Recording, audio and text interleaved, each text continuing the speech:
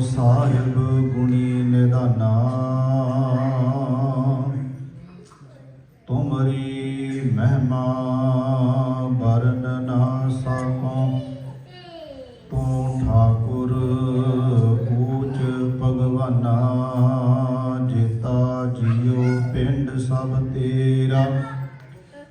ਤੂੰ ਅੰਤਰ ਜਾਮੀ ਪੁਰਖ ਭਗਵਾਨ, ਦਾਸਨ ਦਾਸ ਕਹਿ ਜਨ ਨਾਨਕ। ਜਿਹਾ ਤੂੰ ਕਰਾਹੇ ਤੇਹਾ ਹਉ ਕਰੀ ਵਖਿਆਨ। ਧੰਨ ਵਾਹਿਗੁਰੂ ਸਾਹਿਬ ਜੀ। ਤੀਰਥ ਬਰਤ ਅਰਦਾਨ ਕਰ, ਮਨ ਮੈਂ ਧਰੈ ਗੁਮਾਨ। ਨਾਨਕ ਨਿਹਫਲ ਜਾਤ ਤਿਹ, ਜਿਉ ਕੁੰਚਰ ਇਸ਼ਨਾਨ। ਤੀਰਥ ਬਰਤ ਅਰਦਾਨ ਕਰ, ਮਨ ਮੈਂ ਧਰੈ ਗੁਮਾਨ। ਨਾਨਕ ਨਿਹਫਲ ਜਾਤ ਤਿਹ, ਜਿਉ ਕੁੰਚਰ ਇਸ਼ਨਾਨ।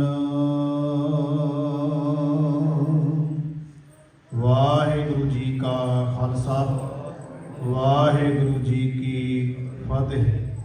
ਪਰਮ ਸਨਮਾਨਯੋਗ ਚਵਰ ਛਤਰ ਤਖਤ ਦੇ ਮਾਲਕ, ਜੁਗੋ ਜੁਗ ਅਟਲ, ਧੰਨ ਧੰਨ ਸਤਿਗੁਰੂ ਗੁਰੂ ਗ੍ਰੰਥ ਸਾਹਿਬ ਸੱਚੇ ਪਾਤਸ਼ਾਹ ਜੀ ਦੀ ਪਾਵਨ ਪਵਿੱਤਰ ਹਜ਼ੂਰੀ ਅੰਦਰ ਸੁਭਾਏਮਾਨ ਗੁਰੂ ਸਵਾਰੇ ਸਤਸੰਗੀ ਜਨੋ।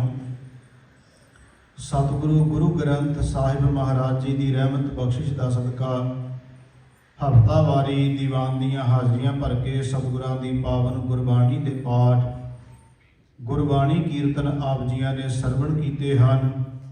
ਚੱਲ ਰਹੀ ਲੜੀਵਾਰ ਕਥਾ ਸਤਿਗੁਰੂ ਗੁਰੂ ਤੇਗ ਬਹਾਦਰ ਸੱਚੇ ਪਾਤਸ਼ਾਹ ਮਹਾਰਾਜ ਜੀ ਦੇ ਪਾਵਨ ਸ਼ਲੋਕਾਂ ਦੀ ਜੋ ਵਿਚਾਰ ਲੜੀਵਾਰ ਚੱਲ ਰਹੀ ਹੈ। ਅੱਜ ਦਾ ਜਿਹੜਾ ਸ਼ਲੋਕ ਆਪ ਜੀ ਸਕਰੀਨ ਉੱਤੇ ਦੇਖ ਰਹੇ ਹੋ, ਜਿਸ ਦਾ ਪਾਠ ਸਰਵਣ ਕੀਤਾ ਹੈ, ਇਹ 46 ਨੰਬਰ ਸ਼ਲੋਕ ਹੈ। ਇਸ ਦੀ ਵਿਚਾਰ ਤੇ ਨਾਲ ਸਤਿਗੁਰੂ ਗੁਰੂ ਅਰਜਨ ਦੇਵ ਸੱਚੇ ਪਾਤਸ਼ਾਹ ਮਹਾਰਾਜ ਜੀ ਦਾ ਜੋ ਅੱਜ ਸ਼ਹੀਦੀ ਦਿਹਾੜਾ ਮਨਾਇਆ ਜਾ ਰਿਹਾ ਹੈ, ਸਤਿਗੁਰੂ ਜੀ ਦੇ ਸ਼ਹੀਦੀ ਦੇ ਸੰਬੰਧ ਵਿੱਚ ਵੀ ਆਪਾਂ ਵਿਚਾਰਾਂ ਕਰਾਂਗੇ। ਆਓ ਪਹਿਲਾਂ ਸ਼ਬਦ ਦੀ ਵਿਚਾਰ, ਉਸ ਤੋਂ ਬਾਅਦ ਸਤਿਗੁਰੂ ਮਹਾਰਾਜ ਜੀ ਦੇ ਜੀਵਨ ਤੇ ਵਿਚਾਰਾਂ ਕਰਾਂਗੇ। ਕਰੋ ਕਿਰਪਾ ਸਾਰੇ ਮਾਈ ਭਾਈ, ਅਸੀਸ ਬਖਸ਼ੋ।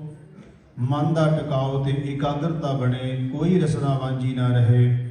ਸਾਰੀ ਸੰਗਤ ਗੱਜ ਵੱਜ ਕੇ ਆਖੋ ਜੀ ਸਤਨਾਮ ਸ੍ਰੀ ਵਾਹਿਗੁਰੂ ਜੀ। ਕਰੋ ਕਿਰਪਾ ਸਾਰੇ, ਸਤਨਾਮ ਸ੍ਰੀ ਵਾਹਿਗੁਰੂ ਜੀ। ਸਾਹਿਬ ਸਤਿਗੁਰੂ ਗੁਰੂ ਤੇਗ ਬਹਾਦਰ ਮਹਾਰਾਜ ਜੀ ਬਖਸ਼ਿਸ਼ ਕਰ ਰਹੇ ਹਨ। ਸ਼ਬਦ ਦੇ ਪਹਿਲਾਂ ਜਿਵੇਂ ਅਸੀਂ ਅੱਖਰੀ ਅਰਥਾਂ ਨੂੰ ਸਮਝਦੇ ਹਾਂ ਤੇ ਉਸ ਤੋਂ ਬਾਅਦ ਫਿਰ ਉਹਦੀ ਵਿਆਖਿਆ ਕਰੀਦੀ ਹੈ। ਮਹਾਰਾਜ ਇੱਥੇ ਕਿਰਪਾ ਕਰ ਰਹੇ ਨੇ। ਤੀਰਥ, ਤੀਰਥ ਦਾ ਭਾਵ ਹੋ ਗਿਆ ਉਹ ਧਾਰਮਿਕ ਸਥਾਨ, ਜਗ੍ਹਾ ਜਿੱਥੇ ਲੋਕ ਜਾਂਦੇ ਹਨ। ਤੀਰਥ ਵਰਤ, ਅਸੀਂ ਜਿਹੜਾ ਉਹ ਸ਼ਬਦ ਵਰਤੇ, ਵੈਸੇ ਉਹ ਅਸੀਂ ਵਰਤ ਕਹਿੰਦੇ ਹਾਂ, ਪਰ ਇੱਥੇ ਮਹਾਰਾਜ ਨੇ ਬੱਬਾ ਸ਼ਬਦ ਵਰਤਿਆ। ਵਰਤ ਉਹਦੇ ਅਰਥ ਉਹੀ ਵਰਤ ਨੇ ਜਿਹੜਾ ਬੰਦਾ ਰੱਖਦਾ ਹੈ ਪੇਟ ਤੋਂ ਭੁੱਖਿਆ ਰਹਿਣਾ। ਮਹਾਰਾਜ ਕਹਿ ਰਹੇ ਨੇ ਤੀਰਥ ਵਰਤ ਅਰ, ਅਰ ਦਾ ਮਤਲਬ ਹੁੰਦਾ ਅਤੇ, ਅਰ ਅਤੇ ਦਾਨ, ਦਾਨ ਦਾ ਮਤਲਬ ਹੋ ਗਿਆ ਜਿਹੜਾ ਬੰਦਾ ਕੁਝ ਕਰ ਰਿਹਾ, ਕੁਝ ਦੇ ਰਿਹਾ ਕਿਸੇ ਨੂੰ। ਮਹਾਰਾਜ ਕਹਿੰਦੇ ਤਿੰਨ ਕੰਮ ਬੰਦਾ ਕਰਦਾ, ਤਿੰਨੇ ਕੰਮ ਜੇ ਵੇਖੇ ਤੇ ਧਾਰਮਿਕ ਤੌਰ ਤੇ ਮੰਨੇ ਜਾਂਦੇ ਵੀ ਧਰਮ ਦੇ ਕੰਮ ਨੇ। ਇਹ ਬੰਦਾ ਸਮਝਦਾ ਤੀਰਥਾਂ ਤੇ ਜਾਣਾ ਵੀ ਧਰਮ ਦਾ ਕੰਮ ਸਮਝਦਾ ਹੈ। ਵਰਤ ਰੱਖਣਾ ਵੀ ਜਿਹੜੇ ਲੋਕ ਰੱਖਦੇ ਨੇ ਜਾਂ ਜਿਹੜੇ ਧਰਮਾਂ ਵਿੱਚ ਮਤਾਂ ਵਿੱਚ ਮੰਨਿਆ ਜਾਂਦਾ ਉਹ ਆਪਣੇ ਮੁਤਾਬਕ ਇਹਨੂੰ ਧਰਮ ਦਾ ਕਾਰਜ ਕਹਿੰਦੇ। ਦਾਨ ਕਰਨਾ ਵੀ ਚੰਗਾ ਕੰਮ, ਮਾੜੀ ਗੱਲ ਨਹੀਂ ਕਿਸੇ ਨੂੰ ਕੁਝ ਦੇਣਾ। महाराज के तीन काम बंदा कर रहा, तीरथ वरत अर दान कर, पर एक गलती करके ते तिन्ने व्यर्थ पवा लेंदा है। वो गलती किहड़ी करदा? मन मैं धरै गुमान। काम तिन कीते, तिनों चंगे सी, पर तिन चंगे काम करके की कर बैठा, एक निक्की जी दुध विच कांजी सुट बैठा, सारा दुध खराब कर लिया। कांजी की सुट लेके इन्हें गुमान कर लिया। ये बड़ा बरीक जिहा नुकता है जिहड़ा अज समझण वाला है ना। इत्थे महाराज ने कहा भी गुमान करके दसदा नहीं हो। शब्द नूं वेखियो तुसीं, बड़ी महाराज ने बरीकी रखी इहदे विच। महाराज कहंदे ये तीन काम करके दसदा नहीं किसी नूं, दसे नहीं उन्हें की कीता। मन मैं दा अर्थ है विच। जदों गुरु तेग बहादुर साहब दे शब्द असीं वेखदे हां ना, महाराज जी ये जो शब्द वरते मैं शब्द मैं दे रूप विच अपने आप नूं कहिंदे आ, ते वो वैसे गुरबाणी च मैं शब्द आएगा, मम्मा ते आए मुसियारी जी दे अर्थ होणगे विच, पर गुरु तेग बहादुर महाराज जी ने शब्द जिथे भी वरत्या उत्ते मैं शब्द ही वरत्या।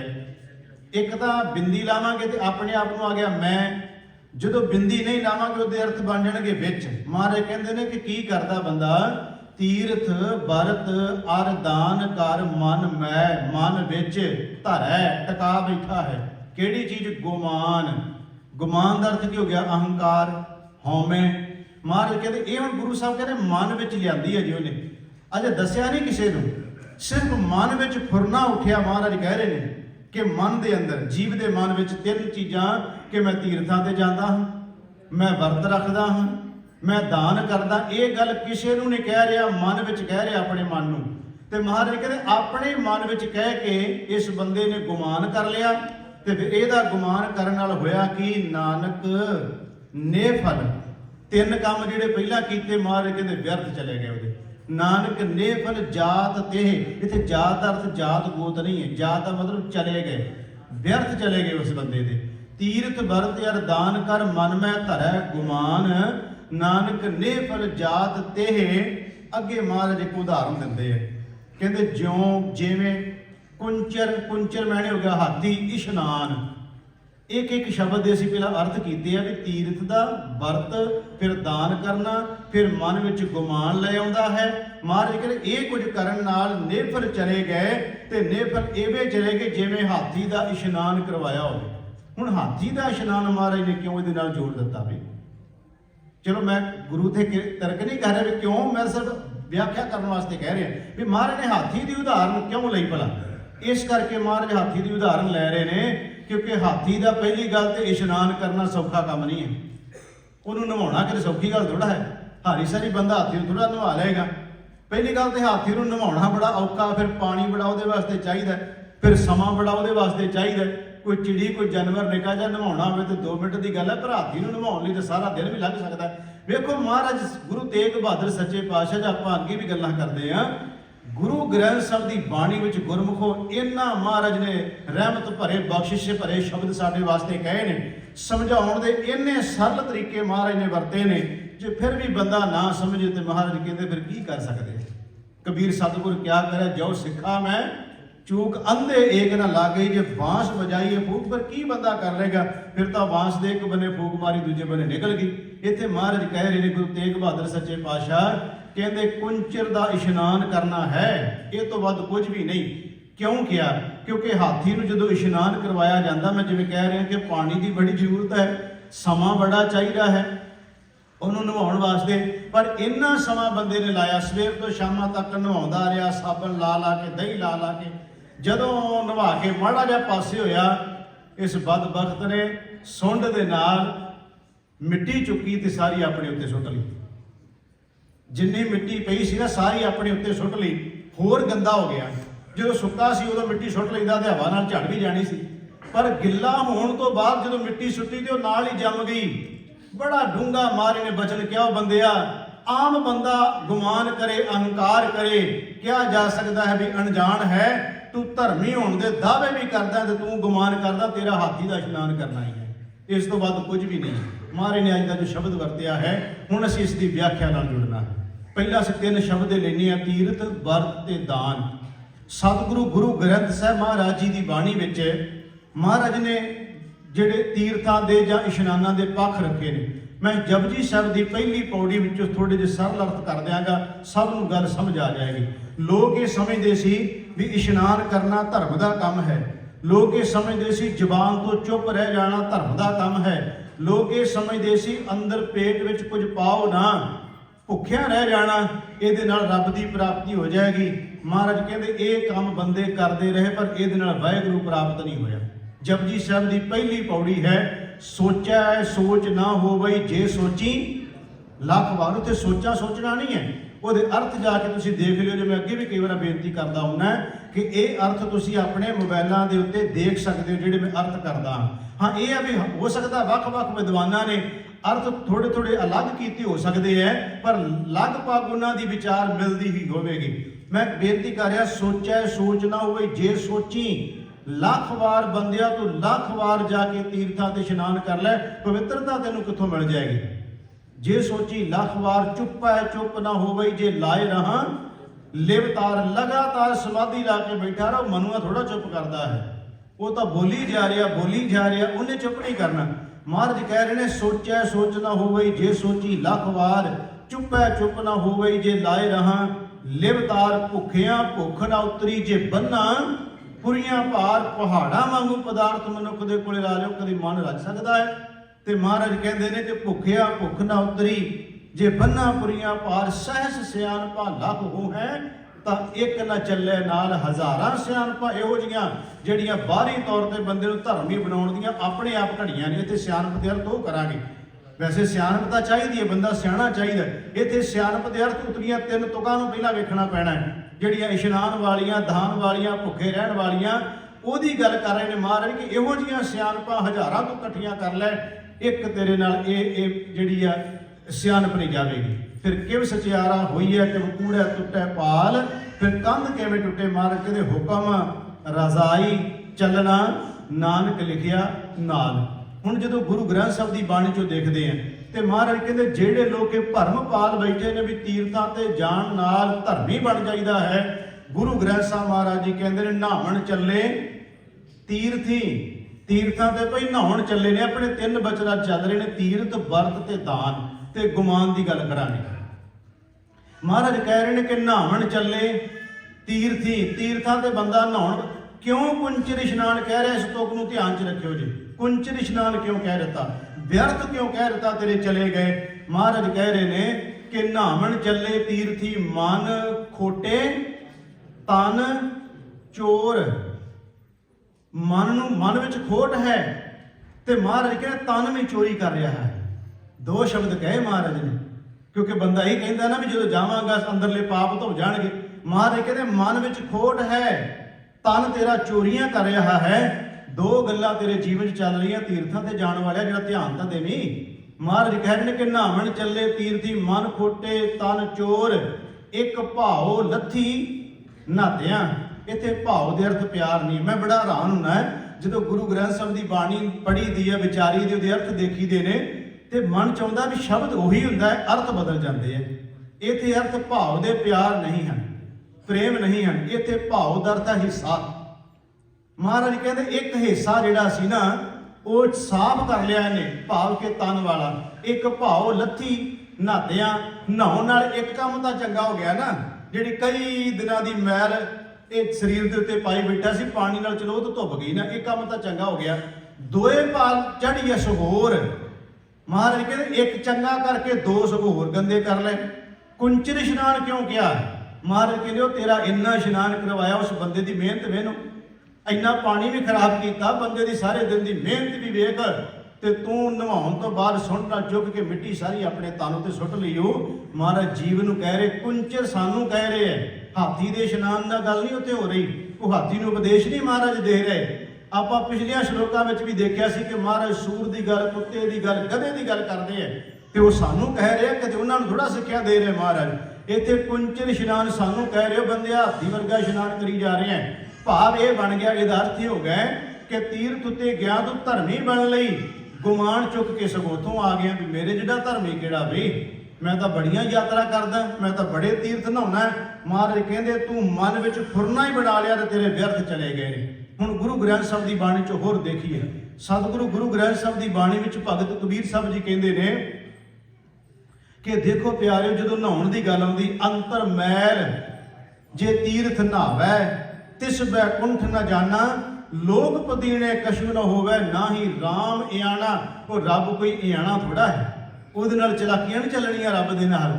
ਕਬੀਰ ਸਾਹਿਬ ਜੀ ਕਹਿੰਦੇ ਰੱਬ ਕੋਈ ਅਣਜਾਣਾ ਨਹੀਂ ਹੈ, ਤਾਂ ਉਹਦੇ ਨਾਲ ਚਲਾਕੀਆਂ ਨਾ ਖੇਡ।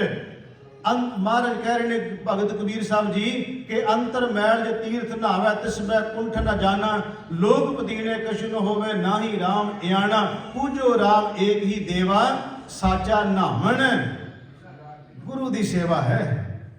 ਅੱਜ ਸਤ ਸੰਗਤ 'ਚ ਬੈਠੇ ਇਸ਼ਨਾਨ ਹੋ ਰਿਹਾ ਸਾਡਾ ਸਾਰਿਆਂ ਦਾ, ਮਨ ਦਾ ਇਸ਼ਨਾਨ। ਜਦੋਂ ਤਨ ਦਾ ਤਾਂ ਸਾਰੇ ਆਪਾਂ ਕਰਕੇ ਆਏ ਹਾਂ ਘਰੋਂ, ਇੱਥੇ ਮਨ ਦਾ ਇਸ਼ਨਾਨ ਹੋ ਰਿਹਾ। ਗੁਰੂ ਦੀ ਗੋਦ 'ਚ ਬੈਠੇ ਆ ਤੇ ਬਾਣੀ ਦੀ ਵਰਖਾ ਹੋ ਰਹੀ ਹੈ। ਇਹਦੇ 'ਚ ਮਹਾਰਾਜ ਕਹਿੰਦੇ ਸਾਰੇ ਮਨ ਦਾ ਇਸ਼ਨਾਨ ਕਰ ਰਹੇ ਨੇ। ਤੇ ਭਗਤ ਕਬੀਰ ਸਾਹਿਬ ਜੀ ਕਹਿ ਰਹੇ ਨੇ, ਬਾਣੀ ਕਹਿ ਰਹੀ ਹੈ ਕਿ ਉਸ ਪਰਮਾਤਮਾ ਵਾਹਿਗੁਰੂ ਦੀ ਸੇਵਾ ਤੇ ਸੱਚਾ ਨਹਾਉਣ ਇਹ ਹੈ। ਅੱਗੇ ਉਦਾਹਰਨਾਂ ਦਿੱਤੀਆਂ ਨੇ। ਉਹ ਉਦਾਹਰਨ ਕੀ ਦਿੱਤੀ? ਕਹਿੰਦੇ ਜਲ ਕੇ ਮੱਜਨ ਜੇ ਗਤ ਹੋਵੇ, ਜੇ ਮੰਨ ਲਓ ਜਲ ਵਿੱਚ ਟੁੱਬੀ ਮਾਰਨ ਨਾਲ ਹੀ ਅਵਸਥਾ ਬਣਦੀ ਹੋਵੇ। ਜਲ ਕੇ ਮੱਜਨ ਜੇ ਗਤ ਹੋਵੇ, ਨਿਤ ਨਿਤ ਮੇਂਢਕ ਨਹਾਵੈ। ਮੇਂਢੂ ਕਹਿੰਦੇ ਨੇ ਡੱਡੂ ਨੂੰ। ਕਬੀਰ ਸਾਹਿਬ ਜੀ ਕਹਿ ਰਹੇ ਨੇ ਮੰਨ ਲਓ ਵੀ ਡੱਡੂ ਪਾਣੀ 'ਚ ਰਹਿ ਰਿਹਾ, ਟੁੱਬੀਆਂ ਤੇ ਮਾਰ ਰਿਹਾ, ਜੇ ਅਵਸਥਾ ਕੋਈ ਬਣਦੀ ਹੋਵੇ ਤੇ ਉਹ ਬ੍ਰਹਮ ਗਿਆਨੀ ਕਿਉਂ ਨਹੀਂ ਬਣ ਗਿਆ? ਜਲ ਕੇ ਮੱਜਨ ਜੇ ਗਤ ਹੋਵੇ, ਨਿਤ ਨਿਤ ਮੇਂਢਕ ਨਹਾਵੈ, ਜੈਸੇ ਮੇਂਢਕ ਤੈਸੇ ਕੋਏ ਨਰ, ਫਿਰ ਜੂਨੀ ਆਵੇਂ। ਬਾਣੀ ਕਹਿ ਰਹੀ ਹੈ ਕਿ ਫਿਰ ਤਾਂ ਉਹਦੇ ਵਰਗਾ ਇਸ਼ਨਾਨ ਹੋ ਗਿਆ ਨਾ, ਇਸ ਤੋਂ ਵੱਧ ਕੀ ਹੋਇਆ? ਹੁਣ ਜਦੋਂ ਗੁਰੂ ਗ੍ਰੰਥ ਸਾਹਿਬ ਦੀ ਬਾਣੀ 'ਚੋਂ ਦੇਖਦੇ ਹਾਂ ਤਾਂ ਮੈਂ ਬੇਨਤੀ ਕਰ ਰਿਹਾ ਕਿ ਜਦੋਂ ਅਸੀਂ ਤੀਰਥ ਦੀ ਗੱਲ ਕਰ ਰਹੇ ਹਾਂ, ਹੁਣ ਸਤਿਗੁਰੂ ਗੁਰੂ ਗ੍ਰੰਥ ਸਾਹਿਬ ਦੀ ਬਾਣੀ 'ਚ ਦੇਖੀਏ, ਨਾਲ ਇਹ ਵੀ ਵੇਖੀ ਚੱਲੀਏ ਵੀ ਇਸ਼ਨਾਨ ਕਰਨਾ ਕਿਹੜਾ ਹੈ। ਮਹਾਰਾਜ ਕਹਿੰਦੇ ਤੀਰਥ ਨਹਾਵਣ ਜਾਉ, ਤੀਰਥ ਨਾਮ ਹੈ। ਤੀਰਥ ਸ਼ਬਦ ਵਿਚਾਰ ਅੰਤਰ ਗਿਆਨ ਹੈ। ਗੁਰੂ ਨਾਨਕ ਦੇਵ ਜੀ ਕਹਿੰਦੇ ਰੱਬ ਦੀ ਬੰਦਗੀ ਕਰਨੀ, ਉਹਦੀ ਸਿਫਤ ਸਲਾਹ ਕਰਨੀ, ਇਹੀ ਤੀਰਥ ਦਾ ਇਸ਼ਨਾਨ ਹੈ। ਇੱਕ ਬਚਨ ਹੋਰ ਮੈਨੂੰ ਚੇਤੇ ਆਇਆ ਗੁਰੂ ਗ੍ਰੰਥ ਸਾਹਿਬ ਦੀ ਬਾਣੀ ਦਾ। ਮਹਾਰਾਜ ਕਹਿੰਦੇ ਨਿਰਮਲ ਉਦਕ ਗੋਬਿੰਦ ਕਾ ਨਾਮ। ਇਹ ਬਾਣੀ ਦਾ ਬਚਨ, ਨਿਰਮਲ ਉਦਕ। ਉਦਕ ਮੈਨੇ ਹੁੰਦਾ ਪਾਣੀ, ਜਲ। ਨਿਰਮਲ ਦਾ ਮਤਲਬ ਬੜਾ ਪਵਿੱਤਰ ਹੈ।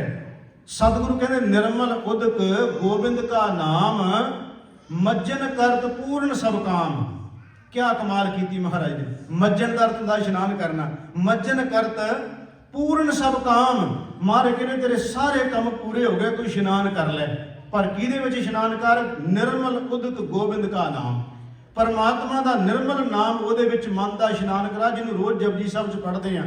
ਅੰਤਰਗਤ ਤੀਰਥ ਮਲ ਨਾ ਹੋ। ਮਹਾਰਾਜ ਕਹਿੰਦੇ ਅੰਦਰ ਦੇ ਤੀਰਥ ਵਿੱਚ ਮਲ ਕੇ ਨਹਾ, ਰੀਝ ਨਾਲ ਮਲ ਕੇ ਆਪਣੇ ਅੰਦਰ ਦੇ ਪਰਮਾਤਮਾ ਦਾ ਸਰੋਵਰ ਤੈਨੂੰ ਦਿੱਤਾ, ਉਹਦੇ ਵਿੱਚ ਇਸ਼ਨਾਨ ਕਰ।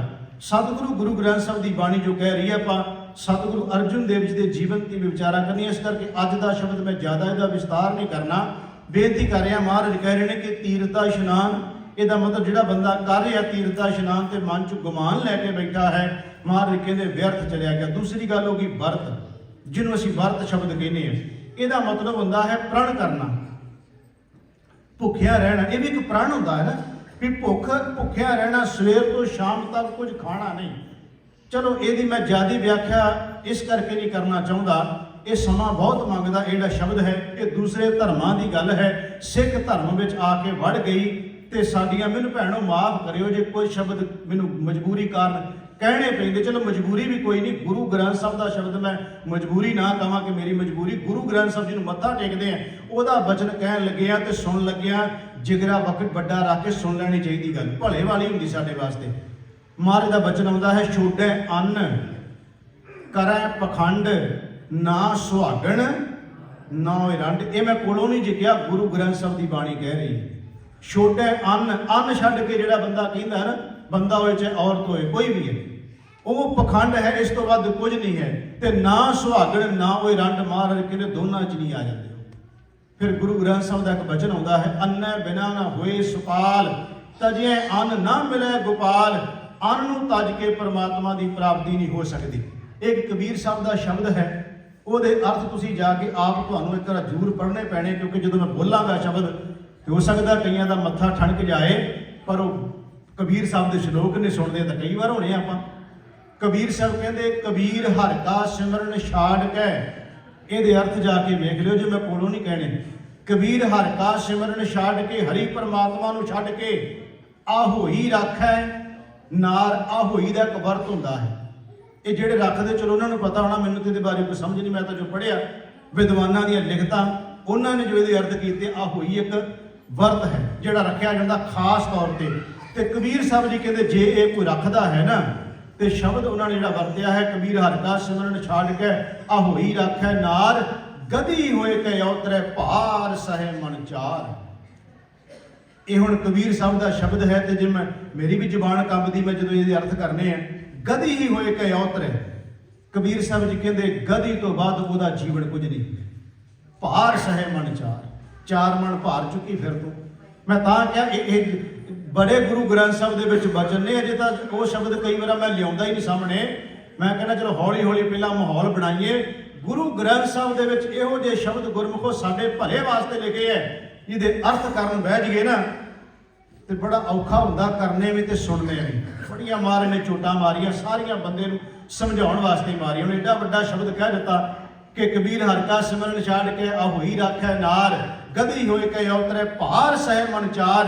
ਤੇ ਜੇ ਇਹ ਸੁਣ ਕੇ ਵੀ ਬੰਦਾ ਨਾ ਮੰਨੇ ਦੱਸੋ ਉਹਦਾ ਇਲਾਜ ਕਿੱਥੇ ਹੋ ਸਕਦਾ, ਉਹਦਾ ਇਲਾਜ ਕਿਵੇਂ ਕਰਾਵਾਂਗੇ। ਹੁਣ ਜਦੋਂ ਅਸੀਂ ਇਹ ਹੁੰਦਾ ਕਿ ਵਰਤ ਰੱਖਣਾ, ਇਹ ਇੱਕ ਭੁਲੇਖਾ ਹੈ ਕਿ ਪਤੀ ਦੀ ਉਮਰ ਵੱਧਦੀ ਹੈ, ਕੋਈ ਇਹੋ ਜਿਹਾ ਭਰਮ ਪਖੰਡ ਨਹੀਂ ਸਿੱਖ ਜਗਤ ਵਿੱਚ ਧਰਮ ਵਿੱਚ। ਪਰ ਚਲੋ ਇਉਂ ਕਹਿ ਲਓ ਵੀ ਜਿਹੜੇ ਇਹ ਬੀਬੀਆਂ ਭੈਣਾਂ ਤਾਂ ਰੱਖਦੀਆਂ ਨੇ, ਸਾਡੇ ਬਾਬੇ ਵੀ ਕਿਹੜੇ ਘਾਟੇ ਆ। ਉਹ ਵੀ ਕਈ ਵਾਰ ਕਹਿਣ ਲੱਗ ਪੈਂਦੇ ਖਾਂਦੇ ਨਹੀਂ ਜੀ ਕੁਝ ਵੀ, ਬੜੇ ਵੱਡੇ ਮਹਾਂਪੁਰਖ ਨੇ ਕੁਝ ਨਹੀਂ ਖਾਂਦੇ, ਸਾਰਾ ਦਿਨ ਭੋਰੇ 'ਚ ਹੀ ਰਹਿੰਦੇ ਆ। ਗੁਰੂ ਗ੍ਰੰਥ ਸਾਹਿਬ ਦੇ ਵਿੱਚੋਂ ਮੈਂ ਜੋ ਵੀ ਕਹਿਣਾ ਹੁੰਦਾ ਗੁਰੂ ਗ੍ਰੰਥ ਸਾਹਿਬ 'ਚੋਂ ਕਹਿਣਾ, ਮੈਂ ਕੋਲੋਂ ਗੱਲ ਕੋਈ ਨਹੀਂ ਬਣਾਉਂਦਾ। ਮਹਾਰਾਜ ਕਹਿੰਦੇ ਤੂੰ ਭੋਰੇ 'ਚ ਬੈਠਾ ਮੰਨ ਲਓ ਤੇ ਖਾਂਦਾ ਕੁਝ ਨਹੀਂ, ਲੋਕਾਂ ਨੂੰ ਪਖੰਡ ਕਰਕੇ ਕਿਉਂ ਵਿਖਾਉਣਾ ਹੈ? ਕਿਉਂਕਿ ਤੇਰੇ ਪੇਟ ਨੂੰ ਕੁਝ ਚਾਹੀਦਾ ਹੈ। ਇਸ ਪੇਟ ਨੇ ਸਰੀਰ ਨੇ ਤਾਂ ਚੱਲਣਾ, ਇਹਦੇ ਵਿੱਚ ਕੁਝ ਨਾ ਕੁਝ ਪਾਉਣਾ ਪਏਗਾ। ਤੇ ਕਹਿੰਦੇ ਅੰਦਰ ਪਿੰਨੀਆਂ ਬਣਾ ਕੇ ਰੱਖੀਆਂ ਜਿਹੜੀਆਂ ਚੁੱਪ ਕਰਕੇ ਖਾਈ ਜਾਂਦਾ, ਲੋਕਾਂ ਨੂੰ ਕਿਉਂ ਭਰਮਾ ਰਹੇ ਆ? ਪਿੰਨੀਆਂ ਤੇ ਚੁੱਪ ਕਰਕੇ ਖਾਈ ਜਾਂਦਾ ਕਿਉਂਕਿ ਪੇਟ ਨੂੰ ਕੁਝ ਚਾਹੀਦਾ, ਭੁੱਖਾ ਮਰ ਜਾਏਗਾ ਨਹੀਂ ਤੇ। ਮਹਾਰਾਜ ਕਹਿੰਦੇ ਨੇ ਕਰਦਾ ਕੀ ਹੈ, ਜਗ ਮੈਂ ਬਗਤੇ ਦੁੱਧਾ ਧਾਰੀ ਗੁਪਤੀ ਖਾਵੇ ਬਟਕਾ ਸਾਰੀ। ਬਟਕਾ ਪਿੰਨੀ ਨੂੰ ਕਹਿੰਦੇ ਹੈ। ਕਹਿੰਦੇ ਪਿੰਨੀਆਂ ਬਣਾ ਕੇ ਰੱਖੀਆਂ, ਪਖੰਡ ਕਿਉਂ ਕਰਦਾ ਬੰਦਿਆ, ਸਿੱਧਾ ਕਹਿ ਮੈਂ ਰੋਟੀ ਖਾਣੀ ਹੈ, ਗੱਲ ਮੁੱਕੀ। ਜਦੋਂ ਲੋੜ ਦੀ ਪਤਾ ਵੀ ਇਹਦੇ ਬਿਨਾਂ ਗੁਜ਼ਾਰਾ ਹੀ ਨਹੀਂ ਹੋਣਾ ਤੇ ਫਿਰ ਕਿਉਂ ਇਹੋ ਜਿਹੇ ਪਖੰਡ ਕਰਨੇ? ਪਰ ਲੋਕ ਪਖੰਡ ਦੇ ਮਗਰ ਲੱਗਦੇ ਬੜੀ ਛੇਤੀ ਹੈ। ਤਾਂ ਮੈਂ ਕਹਿ ਰਿਹਾ ਦੂਸਰੀ ਗੱਲ ਹੋ ਗਈ ਵਰਤ ਦੀ। ਹੁਣ ਨਾਲ ਆਪਾਂ ਇਹ ਵੀ ਦੇਖਾਂਗੇ ਵੀ ਵਰਤ ਕਿਹੜਾ ਹੈ ਜਿਹੜਾ ਰੱਖ ਸਕਦੇ ਅਸੀਂ ਗੁਰਮਤ ਵਿੱਚ। ਮਹਾਰਾਜ ਨੇ ਸੂਤਕ ਦੀ ਬੜੀ ਭੰਡੀ ਕੀਤੀ ਹੈ, ਪਰ ਮਹਾਰਾਜ ਕਹਿੰਦੇ ਇੱਕ ਸੂਤਕ ਹੈ ਜਿਹੜਾ ਬੰਦੇ ਦਾ ਭਲਾ ਕਰ ਜਾਂਦਾ ਹੈ। ਦਇਆ ਕਪਾਸ ਸੰਤੋਖ ਸੂਤ ਜਤ ਗੰਢੀ ਸਤ ਵਟ ਇਹ ਜਨੇਊ ਜੀ ਕਾ ਹੈ ਤਾਂ ਪਾਂਡੇ ਕਤ ਨਾ ਇਹ ਟੁੱਟੇ ਨਾ ਮਨ ਲੱਗੇ ਨਾ ਇਹ ਜਲਨ ਜਾਏ ਧਨ ਸਮਾਨ ਸਨਾਨਕਾਰ। ਜੋ ਗੜ ਚੱਲੇ ਪਾਏ ਤੇ ਸਿੱਖ ਵੀ ਪਾ ਸਕਦਾ ਬਈ। ਹੁਣ ਮਹਾਰਾਜ ਕਹਿੰਦੇ ਵਰਤ ਕਿਹੜਾ? ਵਰਤ ਦਾ ਮਤਲਬ ਹੁੰਦਾ ਇੱਕ ਨਿਯਮ ਬਣਨਾ ਵੀ ਆਹ ਕੰਮ ਨਹੀਂ ਕਰਨਾ, ਸਾਰਾ ਦਿਨ ਮੂੰਹ 'ਚ ਨਹੀਂ ਕੁਝ ਪਾਉਣਾ। ਮਹਾਰਾਜ ਕਹਿੰਦੇ ਬੰਦਿਆ ਜੇ ਵਰਤ ਹੀ ਰੱਖਣਾ ਤੇ ਇਹ ਕਹੇ ਵੀ ਸਵੇਰ ਤੋਂ ਲੈ ਕੇ ਸ਼ਾਮ ਤੱਕ ਅੱਜ ਮੈਂ ਸਾਰਾ ਦਿਨ ਝੂਠ ਨਹੀਂ ਬੋਲਣਾ, ਰੱਖ ਕੇ ਵੇਖਾਂ ਬੜਾ ਵਰਤ ਰਹਿੰਦਾ 10 ਮਿੰਟ ਵੀ ਨਹੀਂ ਰਹਿਣਾ। ਇਹ ਸਵੇਰ ਤੋਂ ਸ਼ਾਮਾਂ ਤੱਕ ਵਰਤ ਰੱਖ ਕੇ ਵੇਖੀਏ, ਸਾਰਿਆਂ ਨੂੰ ਕਹਿ ਰਿਹਾ ਮੈਂ ਵੀ ਵਿੱਚ ਹਾਂ। ਸਵੇਰ ਤੋਂ ਸ਼ਾਮਾਂ ਤੱਕ ਵਰਤ ਰੱਖ ਕੇ ਵੇਖੀਏ, ਅੱਜ ਸਾਰਾ ਦਿਨ ਜ਼ੁਬਾਨ ਕਿਸੇ ਦਾ ਬੁਰਾ ਨਹੀਂ ਬੋਲੇਗੀ, ਨਹੀਂ ਰਹਿਣਾ। ਅੱਜ ਸਾਰਾ ਦਿਨ ਵਰਤ ਰੱਖ ਕੇ ਵੇਖ ਵੀ ਕੰਨਾਂ ਵਿੱਚ ਮੈਂ ਗੰਦਨ ਵੈਣ ਨਹੀਂ ਪੈਣ ਦੇਣੇ, ਇਹ ਨਹੀਂ ਬਣਨੀ ਗੱਲ। ਅੱਜ ਸਾਰਾ ਦਿਨ ਵਰਤ ਰੱਖ ਕੇ ਵੇਖ ਮੈਂ ਅੱਖਾਂ ਨਾਲ ਪਰਾਇਆ ਰੂਪ ਨਹੀਂ ਤੱਕਣਾ, ਨਹੀਂ ਬਣਨੀ ਗੱਲ ਗੁਰਮੁਖੋ। ਇਹ ਤਾਂ ਕੁਝ ਮਿੰਟ ਦੋ ਘੜੀਆਂ ਦੀ ਗੱਲ ਹੋ ਜਾਏਗੀ, ਫਿਰ ਉਹ ਕੁਝ ਹੋਣ ਲੱਗ ਪੈਣਾ। ਮਹਾਰਾਜ ਕਹਿੰਦੇ ਉਹ ਬੰਦਿਆ ਆਹ ਵਰਤ ਰੱਖਣੇ ਬੜੇ ਔਖੇ ਹੈ, ਜੇ ਰੱਖ ਲਵੇ ਤੇਰਾ ਭਲਾ ਹੋ ਜਾਏਗਾ। ਦੂਸਰਾ ਵਰਤ ਰੱਖ ਕੇ ਐਵੇਂ ਸਰੀਰ ਨੂੰ ਤੂੰ ਖਪਾਏਗਾ, ਉਹਦੇ ਨਾਲ ਤੇ ਲਾਭ ਕੁਝ ਨਹੀਂ ਮਿਲਣਾ। ਆਹ ਰੱਖ ਲੈ ਜਿਹੜੇ ਗੁਰੂ ਗ੍ਰੰਥ ਸਾਹਿਬ ਦੀ ਬਾਣੀ ਕਹਿੰਦੀ ਹੈ, ਕਰਨ ਨਾ ਸੁਣੇ ਕਾਹੂ ਕੀ ਨਿੰਦਾ ਸਭ ਤੇ ਜਾਣੇ ਆਪਸ ਕੋ ਮੰਦਾ। ਮਹਾਰਾਜ ਕਹਿੰਦੇ ਨੇ ਪਰ ਤੇਰਾ ਰੂਪ ਨਾ ਪੇਖੈ ਨੇਤਰ ਸਾਧ ਕੀ ਟਹਿਲ ਸੰਤ ਸੰਗ ਹੇਤ ਨਾਨਕ ਫਿੱਕੈ ਬੋਲਿਆ ਤਨ ਮਨ ਫਿੱਕਾ ਹੋਏ। ਆਹ ਵਰਤ ਰੱਖ ਕੇ ਵੇਖੋ ਖਪੜਾ ਬੰਦਾ ਪ੍ਰਣ ਕਰੇ ਹੈ ਸਵੇਰ ਤੋਂ ਸ਼ਾਮਾਂ ਤੱਕ ਵੀ ਆਹ ਮਹਾਰਾਜ ਨੇ ਅੱਜ ਵਰਤ ਰੱਖਣਾ ਹੈ। ਹੁਣ ਇਹਦੇ ਅਰਥ ਮੇਰੇ ਦੂਜੇ ਰੁਕ ਨਾ ਲੈ ਜਾਓ, ਮੈਂ ਵਰਤ ਸ਼ਬਦ ਵਰਤ ਰਿਹਾ ਪਰ ਨਾਲ ਅਰਥ ਵੀ ਲੈ ਲਿਓ ਜੀ ਕਿਹੜੇ ਮੈਂ ਕਹਿ ਰਿਹਾ। ਇਹ ਨਾ ਕਿ ਉਹ ਭਾਈ ਤਾਂ ਬਾਰ-ਬਾਰ ਕਹਿੰਦਾ ਸੀ ਰੱਖੋ ਜਾ ਕੇ, ਉਹ ਮੈਂ ਕਹਿ ਰਿਹਾ ਨਿੰਦਿਆ ਦੇ, ਚੁਗਲੀ ਦੇ, ਝੂਠ ਦੇ, ਬੁਰਾਈ ਦੇ, ਉਹ ਰੱਖ ਕੇ ਵੇਖੋ। ਜੇ ਭਲਾ ਸਾਰਾ ਦਿਨ ਰੱਖਿਆ ਗਿਆ ਤੇ ਭਲਾ ਵੇਖਿਓ ਕਿੰਨਾ ਹੋ ਜਾਣਾ ਹੈ। ਤੀਸਰੀ ਗੱਲ ਆ ਗਈ ਮਹਾਰਾਜ ਕਹਿੰਦੇ ਦਾਨ। ਦਾਨ ਦਾ ਮਤਲਬ ਹੁੰਦਾ ਕੁਝ ਦੇਣਾ। ਮਹਾਰਾਜ ਕਹਿੰਦੇ ਇਹ ਦਾਨ ਦੇ ਵਿੱਚ ਕੀ ਹੁੰਦਾ ਹੈ ਕਿ ਜਦੋਂ ਬੰਦਾ ਕੁਝ ਦੇ ਰਿਹਾ ਸੀ, ਇਹ ਵੀ ਅਸਲ 'ਚ ਜਿਹੜੇ ਪੁਜਾਰੀ ਲੋਕ ਸਨ ਉਹਨਾਂ ਨੇ ਭਰਮ ਬੜੇ ਪਾਏ ਸੀ। ਬਾਣੀ ਦਾ ਇੱਕ ਬਚਨ ਹੁੰਦਾ ਹੈ ਅਸਦਾਨ ਗੱਜਦਾਨ ਸੇਜਾ ਨਾਰੀ ਭੂਮਦਾਨ ਐਸੋ ਦਾਨ ਨਿਤ ਨਿਤੈ ਕੀਜੈ। ਇਹ ਨਾਮਦੇਵ ਵਿੱਚ ਭਗਤ ਜੀ ਦਾ ਸ਼ਬਦ ਹੈ, ਬੜਾ ਲੰਮੇਰਾ ਹੈ। ਬਨਾਰਸੀ ਤਪ ਕਰੇ ਉਲਟ ਤੀਰਥ ਮਰੈ, ਅਗਨ ਦਹਿ ਕਲਪ ਕਾਇਆ ਕਲਪ ਕੀਜੇ, ਅਸਮੇਧ ਜਾ ਕੀਦੇ ਸੋਹਣਾ ਗਰਭ ਦਾਨ ਕੀਜੇ। ਬੜਾ ਲੰਮਾ ਸ਼ਬਦ ਹੈ, ਮੈਂ ਸਿਰਫ ਉਹਦੇ ਚੋਂ ਲਿਆ ਹੈ ਕਿ ਭਗਤ ਜੀ ਕਹਿ ਰਹੇ ਨੇ, ਪਿਆਰਿਆ ਜਿੰਨਾ ਕੁਝ ਤੂੰ ਦਾਨ ਕਰੀ ਜਾ ਰਿਹਾ, ਮਨ 'ਚ ਗੁਮਾਨ ਆ ਗਿਆ ਤੇ ਸਾਰਾ ਵਿਅਰਥ 'ਚ ਰਹਿ ਗਿਆ। ਇਹਨੂੰ ਸੌਖੇ ਸ਼ਬਦਾਂ ਚਲੋ ਕਹਿ ਲਾਂ ਮੈਂ।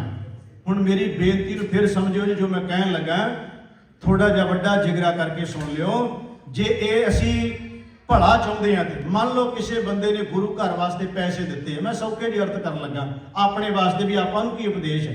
ਮੰਨ ਲਓ ਕਿਸੇ ਨੇ ਪੈਸੇ ਦਿੱਤੇ ਗੁਰੂ ਘਰ ਵਾਸਤੇ, ਭਾਈ ਵਿਚਾਰਾ ਭੁੱਲ ਗਿਆ ਅਰਦਾਸ ਕਰਨੀ, ਮਨ 'ਚ ਗੁਮਾਨ ਕੀ ਹੈ ਜਿਹੜਾ ਮਿਟਾਉਣਾ ਅਸੀਂ, ਮੰਨ ਲਓ ਉਹਨੂੰ ਚੇਤਾ ਭੁੱਲ ਗਿਆ ਵਿਚਾਰੇ ਨੂੰ, ਤੇ ਫਿਰ ਸ਼ਾਮ ਤੋਂ ਉਹਦੀ ਆ ਹੀ ਜਾਣੀ ਹੈ ਨਾ। ਤੇ ਦੱਸੋ ਵੀ ਕਿਹਨੂੰ ਸੁਣਾਉਣੇ ਸੀ? ਤੂੰ 5000 ਦਿੱਤਾ, 10 ਦਿੱਤਾ, ਵੀ ਮੰਨ ਲਓ ਲੱਖ ਵੀ ਦੇ ਦਿੱਤਾ ਗੁਰੂ ਘਰ ਨੂੰ ਡਾਲਰ, ਤੇ ਬਾਬੇ ਤੋਂ ਅਰਦਾਸ 'ਚ ਨਹੀਂ ਕਿਹਾ ਗਿਆ ਤੇ ਬਾਬੇ ਦੇ ਗਲ ਪੈ ਗਿਆ, ਦੱਸ ਫਿਰ ਕਿਹਨੂੰ ਸੁਣਾਉਣਾ ਸੀ? ਉਹ ਸੁਣਾਉਣਾ ਤੇ ਇਹਨਾਂ ਸੀ ਜਿਹੜੇ ਸਾਰੇ ਆ ਵੀ ਅੱਛਾ ਬੱਲੇ ਬੱਲੇ ਫਲਾਣੇ ਬੰਦੇ ਨੇ ਇੰਨੇ ਪੈਸੇ ਦਿੱਤੇ ਆ। ਮਹਾਰਾਜ ਕਹਿੰਦੇ ਕੁੰਚਰ ਦਾ ਇਸ਼ਨਾਨ ਹੋ ਜਾਣਾ ਜਦੋਂ ਗੁਮਾਨ ਆ ਗਿਆ।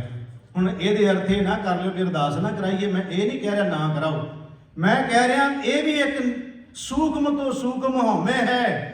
ਜੇ ਨਾ ਬੋਲਿਆ ਗਿਆ ਤੇ ਅੰਦਰ ਮਨ 'ਚ ਕਲਪੀ ਜਾਂਦਾ, ਮਾਨੋ ਅੱਜ ਮੇਰਾ ਨਾਂ ਹੀ ਨਹੀਂ ਲਿਆ, ਅੱਜ ਮੇਰਾ ਨਾਂ ਹੀ ਲਿਆ। ਮਹਾਰਾਜ ਕਹਿੰਦੇ ਕੀ ਲਾਭ ਹੋਇਆ ਦੱਸ ਤੇਰੇ ਉੱਤੇ $1 ਤੇ $1000 ਤੇ ਲੱਖ ਦੇਣ ਦਾ ਤੈਨੂੰ ਫਾਇਦਾ ਦਿੱਤੇ, ਤਾਂ ਕੁੰਚਰ ਦਾ ਇਸ਼ਨਾਨ ਕਰਕੇ ਆ ਗਿਆ ਉੱਥੋਂ। ਗੁਰੂ ਤੇਗ ਬਹਾਦਰ ਮਹਾਰਾਜ ਜੀ ਅੱਜ ਕਹਿ ਰਹੇ ਨੇ ਸਾਡੇ ਭਲੇ ਵਾਸਤੇ ਨੇ। ਮਹਾਰਾਜ ਕਹਿੰਦੇ ਕੁੰਚਰ ਦਾ ਇਸ਼ਨਾਨ ਹੈ ਦਾਨ ਕਰਕੇ, ਭਾਵ ਅਸੀਂ ਚਲੋ ਸਿੱਖ ਜਗਤ ਵਿੱਚ ਇਹਦਾ ਦਾਨ ਸ਼ਬਦ ਨਹੀਂ ਹੈ, ਇੱਥੇ ਤਾਂ ਦਸ ਸ਼ਬਦ ਹੈ ਦਸਵੰਧ। ਵੇਖੋ ਕਿੱਡਾ ਮਹਾਰਾਜ ਨੇ ਪਿਆਰਾ ਸ਼ਬਦ ਦਿੱਤਾ ਹੈ। ਜਾਂ ਭੇਟਾ ਸ਼ਬਦ ਆਪਾਂ ਵਰਤਦੇ ਹਾਂ, ਆਪਾਂ ਦਾਨ ਨਹੀਂ ਕਹਿੰਦੇ, ਆਪਾਂ ਭੇਟਾ ਕਹਿੰਦੇ। ਜਦੋਂ ਪਾਠ ਕਰਾਈਏ, ਕੀਰਤਨ ਕਰਾਈਏ, ਬਾਣੀ ਜਾਂ ਗੁਰੂ ਘਰ ਨੂੰ ਆਪਾਂ ਸੇਵਾ ਦੇਣੀ ਹੋਵੇ, ਆਪਾਂ ਕਹਿੰਦੇ ਜੀ ਭੇਟਾ ਹੈ। ਤੇ ਯਾਦ ਰੱਖਿਓ ਦਾਨ ਇਵੇਂ ਹੁੰਦਾ ਜੇ ਤੇ ਭੇਟਾ ਇਵੇਂ ਹੁੰਦੀ ਜੇ। ਜਦੋਂ ਆਪਾਂ ਰਮਾਲਾ ਲਿਆਉਂਦੇ ਹਾਂ ਤੇ ਐਂ ਤਾਂ ਨਹੀਂ ਫੜ ਕੇ ਬੰਦਾ ਰਮਾਲਾ ਤੁਰਿਆ ਆਉਂਦਾ, ਰਮਾਲਾ ਭੇਟ ਕਰਨਾ ਹੁੰਦਾ ਹੈ ਤੇ ਭੇਟਾ ਹਮੇਸ਼ਾ ਐਉਂ ਕਰਕੇ ਹੁੰਦੀ ਹੈ। ਰਮਾਲਾ ਇਸ ਤਰ੍ਹਾਂ ਹੱਥ ਤੇ ਰੱਖ ਕੇ ਲੈ ਕੇ ਆਉਂਦੇ ਆ, ਇਹ ਮਹਾਰਾਜ ਤੁਹਾਡੀ ਭੇਟਾ। ਤੇ ਜਦੋਂ ਗੁਰੂ ਕੋਲੇ ਲਿਆ ਕੇ ਗੋਲਕ ਵਿੱਚ ਕੁਝ ਪਾਉਂਦੇ ਆ ਤੇ ਉਦੋਂ ਕਹੀਏ ਮਹਾਰਾਜ ਤੁਹਾਡੇ ਦਿੱਤਿਆਂ 'ਚ ਕੁਝ ਦੇ ਰਿਹਾ ਮੈਂ, ਪ੍ਰਵਾਨ ਕਰ ਲਿਓ। ਜੇ ਬਸ ਸ਼ਬਦ ਤੇ ਇੰਨਾ ਹੀ ਕਹਿਣਾ ਨਾ ਵੀ ਮਹਾਰਾਜ ਤੁਹਾਡੇ ਦਿੱਤਿਆਂ ਵਿੱਚੋਂ ਕੁਝ ਮੈਨੂੰ ਤੁਸੀਂ ਦਿੱਤਾ ਮਹਾਰਾਜ, ਉਹਦੇ 'ਚ ਕੁਝ ਮੈਂ ਦੇ ਰਿਹਾ, ਮੰਗ ਫਿਰ ਲੈਣੇ ਤੁਹਾਡੇ ਕੋਲੋਂ ਮੈਂ। ਦੇ ਮੰਗੇ ਕਿੰਨੇ ਕੁ ਮੰਗਦੇ ਭਲਾ? ਇੱਕ ਦੇ ਕੇ 100, ਮਹਾਰਾਜ ਕਹਿੰਦੇ 100 ਨਹੀਂ ਮੰਗਦਾ, ਦੇ ਮੰਗੇ ਸਹਿਸਾ ਗੁਣਾ ਹਜ਼ਾਰਾਂ ਮੰਗਦਾ ਹੈ। ਕਹਿੰਦਾ ਇੱਕ ਪਾਇਆ ਬਾਬਾ ਸ਼ਾਮ ਤੱਕ 100 ਤੇ ਮਿਲ ਜੂਗੀ ਨਹੀਂ, ਜੇ 100 ਪਾਇਆ ਤਾਂ ਕਹਿੰਦਾ 1000 ਸ਼ਾਮਾਂ ਤੱਕ ਕਰਦੀ ਮੇਰਾ। ਮਹਾਰਾਜ ਕਹਿੰਦੇ ਉਹ ਬੰਦਿਆ ਇਹ ਵੀ ਇੱਕ ਸੂਖਮ ਹਉਮੈ ਹੈ।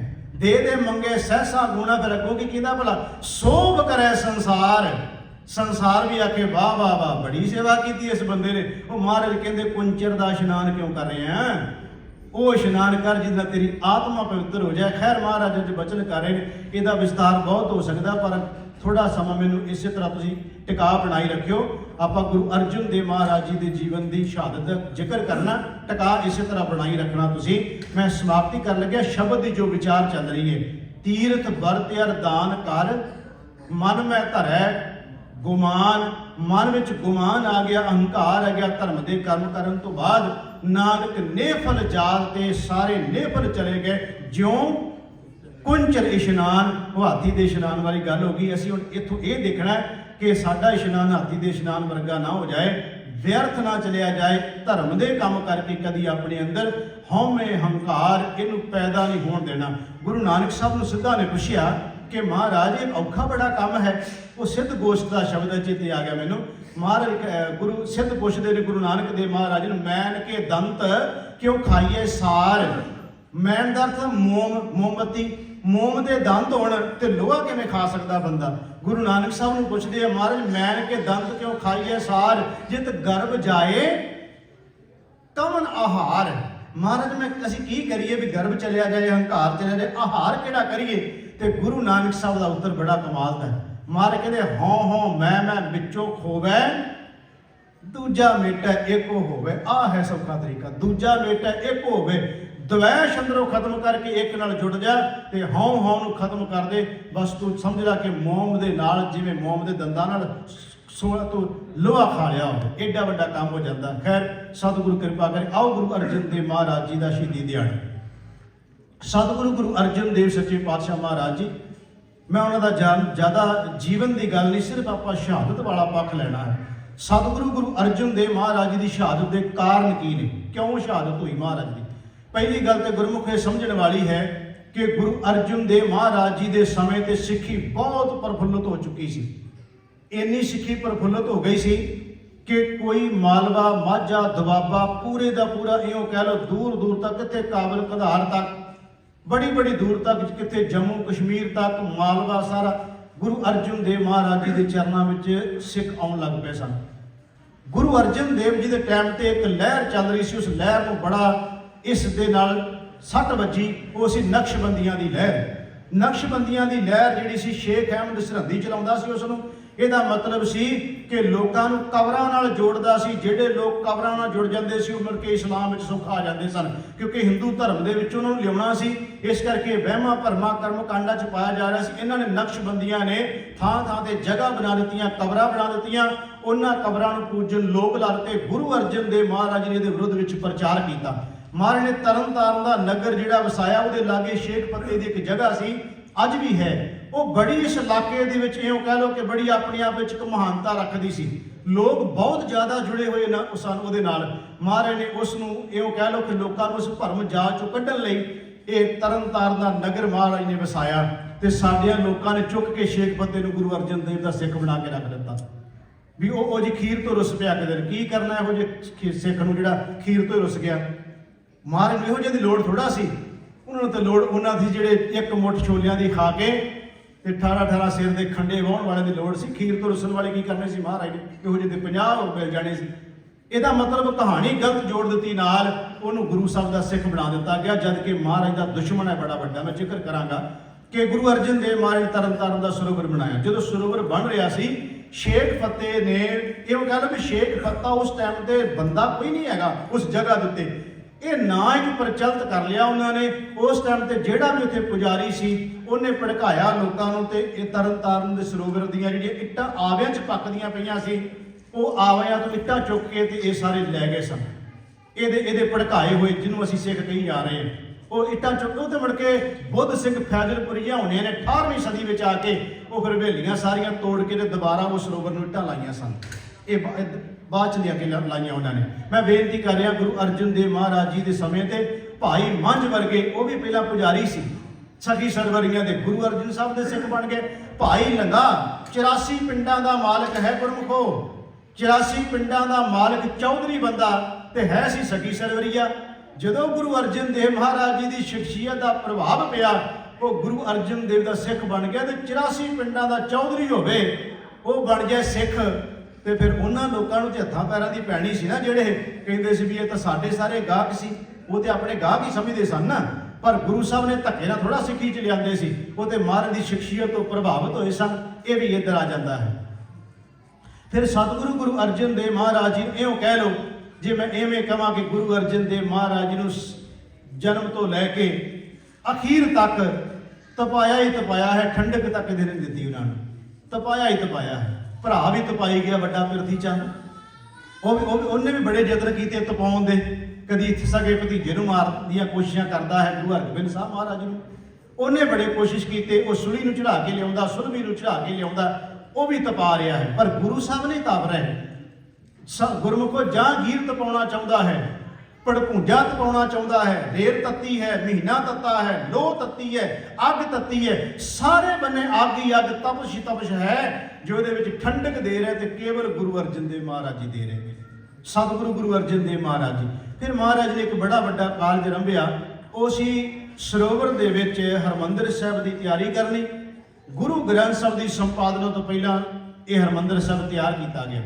ਰਾਮਸਰ ਸਰੋਵਰ ਦੇ ਕੰਢੇ ਤੇ ਮਹਾਰਾਜ ਨੇ ਗੁਰੂ ਗ੍ਰੰਥ ਸਾਹਿਬ ਦੀ ਸੰਪਾਦਨਾ ਕੀਤੀ। ਭਗਤਾਂ ਦੀ ਬਾਣੀ, ਭੱਟਾਂ ਦੀ ਬਾਣੀ, ਗੁਰੂ ਸਾਹਿਬਾਨਾਂ ਦੀ ਬਾਣੀ, ਗੁਰਸਿੱਖਾਂ ਦੀ ਬਾਣੀ ਨੂੰ ਇਕੱਤਰ ਕਰਕੇ ਤੇ ਜਦੋਂ ਰਾਮਸਰ ਸਰੋਵਰ ਦੇ ਕੰਢੇ ਤੇ ਮਹਾਰਾਜ ਨੇ ਲਿਖਣਾ ਸ਼ੁਰੂ ਕੀਤਾ, ਉਸ ਵੇਲੇ ਭਾਈ ਗੁਰਦਾਸ ਜੀ ਲਿਖਾਰੀ ਬਣਾਏ ਤੇ ਮਹਾਰਾਜ ਨੇ ਬਾਣੀ ਲਿਖਣੀ ਸ਼ੁਰੂ ਕੀਤੀ।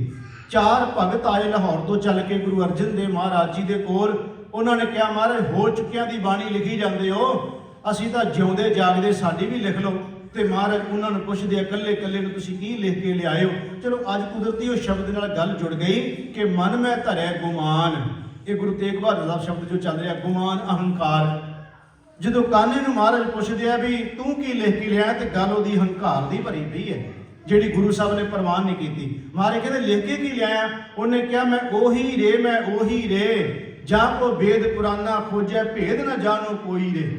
ਉਹਨੇ ਕਿਹਾ ਮੈਂ ਉਹ ਆ ਜਿਹਦਾ ਅਜੇ ਤੱਕ ਭੇਦ ਨਹੀਂ ਕੋਈ ਜਾਣ ਸਕਿਆ। ਮਹਾਰਾਜ ਨੇ ਕਿਹਾ ਪਹਿਲੀਆਂ ਦੋ ਤੁਕਾਂ ਤੇ ਪਹਿਲੀਆਂ ਹੰਕਾਰ ਦੀਆਂ ਭਰੀਆਂ ਇਹਦੇ 'ਚ ਨਹੀਂ ਦਰਜ ਹੋਣੀਆਂ, ਕਿਉਂਕਿ ਹਰਜੂ ਹੰਕਾਰ ਨਾ ਭਾਵਈ ਵੇਦ ਕੂਕ ਸੁਣਾਵੈ। ਮਹਾਰਾਜ ਕਹਿੰਦੇ ਇੱਥੇ ਪਤਾ ਕਿੰਨਾਂ ਦੀ ਬਾਣੀ ਦਰਜ ਹੋਣੀ ਹੈ? ਜਪ ਤਪ ਸੰਜਮ ਧਰਮ ਨਾ ਕਮਾਇਆ, ਸੇਵਾ ਸਾਧ ਨਾ ਜਾਣਿਆ ਹਰ ਰਾਇਆ, ਕਹੋ ਨਾਨਕ ਹਮ ਨੀਚ ਕਰਮਾ ਸ਼ਰਨ ਪਰੇ ਕੀ ਰਾਖੋ ਸ਼ਰਮ। ਇੱਥੇ ਬਾਣੀ ਪਤਾ ਕਿਹਦੀ ਦਰਜ ਹੋਣੀ ਹੈ? ਨਾਨਕ ਬਗੋਇਦ ਜਨ ਤੁਰਾ ਤੇਰੇ ਚਾਕਰਾਂ ਪਾ ਖਾਕ। ਗੁਰੂ ਨਾਨਕ ਸਾਹਿਬ ਕਹਿੰਦੇ ਮੈਂ ਤੇਰੇ ਸੇਵਕਾਂ ਦੀ ਚਰਨ ਧੂੜਾ। ਇੱਥੇ ਬਾਣੀ ਉਹਨਾਂ ਦੀ ਦਰਜ ਹੋਣੀ ਹੈ ਕਿ ਮੈਂ ਨਾਹੀ ਕਿਛ ਹਉ ਨਾਹੀ ਕਿਛ ਆਹੇ ਨਾ ਮੋਰਾ, ਅਵਸਰ ਲੱਜਾ ਰਾਖ ਲਿਓ ਸਦਨਾ ਜਨ ਤੋਰਾ। ਇੱਥੇ ਬਾਣੀ ਉਹਨਾਂ ਦੀ ਦਰਜ ਹੋਣੀ ਹੈ ਕਿ ਕਬੀਰ ਮੇਰਾ ਮੁਝ ਮੈਂ ਕਿਛ ਨਹੀਂ, ਜੋ ਕਿਛ ਹੈ ਸੋ ਤੇਰਾ, ਤੇਰਾ ਤੁਝ ਕੋ ਸੌਂਪ ਦੇ ਕਿਆ ਲਾਗੈ ਮੇਰਾ। ਇੱਥੇ ਉਹਨਾਂ ਦੀ ਬਾਣੀ ਦਰਜ ਹੋਣੀ ਹੈ। ਨਿਮਰਤਾ ਭਰੇ ਬੋਲ ਦਰਜ ਹੋਣੇ ਨੇ। ਮਹਾਰਾਜ ਕਹਿ ਰਹੇ ਨੇ, ਸਤਿਗੁਰੂ ਮਹਾਰਾਜ ਨੇ ਕਿਹਾ ਇਹ ਨਹੀਂ ਸ਼ਬਦ ਦਰਜ ਹੋਣੇ। ਦੂਜਿਆਂ ਨੂੰ ਪੁੱਛਿਆ, ਉਹਨਾਂ ਨੇ ਵੀ, ਕਿਸੇ ਨੇ ਕਿਹਾ ਕਿ ਕਾਗਜ਼ ਸੰਧੀ ਪੂਤਰੀ ਤਉ ਨਾ ਤ੍ਰਿਆ ਨਿਹਾਰ, ਕਾਗਜ਼ਾਂ ਦੀ ਬਣੀ ਔਰਤ ਵੀ ਮੱਥੇ ਲੱਗ ਜਾਏ ਤੇ ਬੰਦਾ ਪਾਪੀ ਬਣ ਜਾਂਦਾ। ਇੱਕ ਨੇ ਕਿਹਾ ਕਿ ਸਾਡੇ ਨਾਲ ਉਹ ਚੰਗੇ ਜੋ ਜਿਉਂਦਿਆਂ ਮਰ ਗਏ, ਚਿੱਕਰ ਪੈਰ ਨਾ ਬੋਲਿਓ ਨਾ ਆਲੂਦ ਪਏ, ਉਹ ਚੰਗੇ ਜਿਹੜੇ ਜੰਮਦੇ ਮਰ ਗਏ। ਮਹਾਰਾਜ ਕਹਿੰਦੇ ਤੇਰੇ ਵੀ ਦਰਜ ਨਹੀਂ ਹੋਣੇ। ਤੇ ਸ਼ਾਹ ਹੁਸੈਨ ਨੇ ਕਿਹਾ ਚੁੱਪ ਵੇੜਿਆ ਬੋਲਣ ਦੀ ਨਹੀਂ ਜਾ ਵੇੜਿਆ। ਮਹਾਰਾਜ ਕਹਿੰਦੇ ਤੇਰੇ ਵੀ ਨਹੀਂ ਦਰਜ ਹੋਣੇ। ਚਾਰਾਂ ਦੇ ਦਰਜ ਨਹੀਂ ਕੀਤੇ ਸ਼ਬਦ ਗੁਰੂ ਗ੍ਰੰਥ ਸਾਹਿਬ ਮਹਾਰਾਜ ਵਿੱਚ। ਫਿਰ ਮਹਾਰਾਜ ਨੂੰ ਕਹਿ ਗਏ ਕਿ ਉੱਥੋਂ ਤੁਰ ਲੱਗਿਆ। ਮੈਂ ਤਾਂ ਇਹਨਾਂ ਦਾ ਜ਼ਿਕਰ ਤਾਂ ਕਰ ਦਿੱਤਾ, ਇਹ ਵੀ ਸ਼ਹਾਦਤ ਦੇ ਵਿੱਚ ਰੋਲ ਨਿਭਾ ਰਹੇ ਨੇ ਆਪਣਾ। ਇਹ ਤੁਰਨ ਲੱਗਿਆ, ਕਾਨੇ ਦੀ ਸਰਕਾਰੇ ਦਰਬਾਰੇ ਚੱਲਦੀ ਸੀ। ਉਹਨੇ ਗੁਰੂ ਅਰਜਨ ਦੇਵ ਮਹਾਰਾਜ ਨੂੰ ਕਿਹਾ ਠੀਕ ਹੈ ਸਾਡੀ ਬਾਣੀ ਤਾਂ ਨਹੀਂ ਦਰਜ ਕੀਤੀ, ਪਰ ਇਹਦਾ ਖਮਿਆਜਾ ਭੁਗਤਣਾ ਪਏਗਾ। ਮਹਾਰਾਜ ਨੂੰ ਧਮਕੀ ਦੇ ਕੇ ਗਿਆ। ਵੱਖਰੀ ਗੱਲ ਹੈ ਕਿ ਪਹੁੰਚਿਆ ਨਹੀਂ ਘਰ ਤੱਕ, ਧਮਕੀਆਂ ਦੇ ਕੇ ਗਿਆ ਮਹਾਰਾਜ ਨੂੰ। ਮੈਂ ਜਿਹੜੀ ਬੇਨਤੀ ਕਰ ਰਿਹਾ, ਗੁਰੂ ਅਰਜਨ ਦੇਵ ਮਹਾਰਾਜ ਨੇ ਗੁਰੂ ਗ੍ਰੰਥ ਸਾਹਿਬ ਦਾ ਸਰੂਪ ਤਿਆਰ ਹੋਇਆ। ਮਹਾਰਾਜ ਪਹਿਲਾ ਪ੍ਰਕਾਸ਼ ਸੰਨ 1604 ਵਿੱਚ ਗੁਰੂ ਅਰਜਨ ਦੇਵ ਮਹਾਰਾਜ ਜੀ ਨੇ ਹਰਿਮੰਦਰ ਸਾਹਿਬ ਦੇ ਵਿੱਚ ਪ੍ਰਕਾਸ਼ ਕਰ ਦਿੱਤਾ। ਬਾਬਾ ਬੁੱਢਾ ਸਾਹਿਬ ਜੀ ਪਹਿਲੇ ਗ੍ਰੰਥੀ ਥਾਪੇ ਗਏ ਤੇ ਗੁਰੂ ਅਰਜਨ ਦੇਵ ਸੱਚੇ ਪਾਤਸ਼ਾਹ ਦੇ 2 ਸਾਲ ਬਾਅਦ ਸ਼ਹਾਦਤ ਹੁੰਦੀ। 1604 ਚ ਪ੍ਰਕਾਸ਼ ਹੋ ਜਾਂਦਾ ਤੇ 1606 ਚ ਮਹਾਰਾਜ ਦੀ ਸ਼ਹੀਦੀ ਹੈ। ਹੁਣ ਉਹ ਜਿਹੜੇ 2 ਸਾਲ ਦਾ ਸਮਾਂ ਹੈ, ਉਹ 2 ਸਾਲ ਨਕਸ਼ਬੰਦੀਆਂ ਦੀ ਲਹਿਰ ਪੂਰੇ ਦਾ ਪੂਰਾ ਜ਼ੋਰ ਤਾਣ ਲਾ ਰਹੀ ਹੈ। ਭੜਕਾਇਆ ਕਿਹਨਾਂ ਨੂੰ ਜਾ ਰਿਹਾ? ਹੁਣ ਗੁਰੂ ਅਰਜਨ ਦੇਵ ਜੀ ਦੀ ਜਿਹੜਾ ਸ਼ਹਾਦਤ ਦੇ ਕਾਰਨ ਜਦੋਂ ਬਣਨੇ ਨੇ, ਤੇ ਅਸੀਂ ਦੇਖਾਂਗੇ ਗੁਰਮੁਖੋ ਗੁਰੂ ਗ੍ਰੰਥ ਸਾਹਿਬ ਦੀ ਸੰਪਾਦਨਾ ਤੋਂ ਬਾਅਦ ਜੋ ਭੜਕਾਇਆ ਗਿਆ, ਉਹ ਕੀ ਭੜਕਾਉਣਾ ਸੀ? ਜਿਹੜੇ ਗਿਆਨੀ ਲੋਕ ਸਨ, ਗਿਆਨੀ ਦਾ ਮਤਲਬ ਜਿਹੜੇ ਅੰਦਰੋਂ ਕਪਟੀ ਲੋਕ ਸਨ, ਉਹਨਾਂ ਅੰਦਰ ਦੇ ਕਪਟ ਵਾਲਿਆਂ ਨੇ ਗੁਰੂ ਗ੍ਰੰਥ ਸਾਹਿਬ ਦੇ ਸ਼ਬਦ ਲੈ ਕੇ ਉਹਦੀ ਗਲਤ ਵਿਆਖਿਆ ਕਰਕੇ ਲੋਕਾਂ ਨੂੰ ਭੜਕਾਇਆ। ਪਤਾ ਕੀ ਕਿਹਾ? ਜਦੋਂ ਜਾ ਕੇ ਮੁਸਲਮਾਨਾਂ 'ਚ ਗੱਲ ਕੀਤੀ, ਕਹਿੰਦੇ ਉਹ ਤੁਹਾਨੂੰ ਪਤਾ ਲੱਗਿਆ ਗੁਰੂ ਅਰਜਨ ਦੇਵ ਜੀ ਨੇ ਇੱਕ ਗ੍ਰੰਥ ਤਿਆਰ ਕੀਤਾ ਤੇ ਕੀ ਲਿਖਿਆ ਉਹਦੇ ਵਿੱਚ?